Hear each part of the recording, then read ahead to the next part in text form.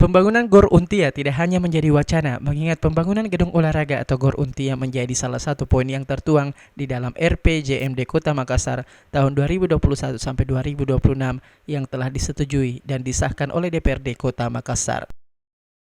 Ketua Komisi di DPRD Kota Makassar Abdul Wahab Tahir mendukung pemerintah kota dalam pembangunan Gor Untia.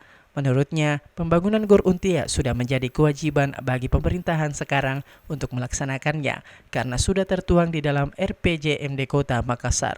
Secara khusus tidak disampaikan oleh pemerintah, tapi secara umum disampaikan. Dan kegiatan itu tertuang dalam RPJMD. Sehingga menurut saya, karena dia tertuang dalam RPJMD, karena patron pemerintah dalam RPJMD pasti dilaksanakan.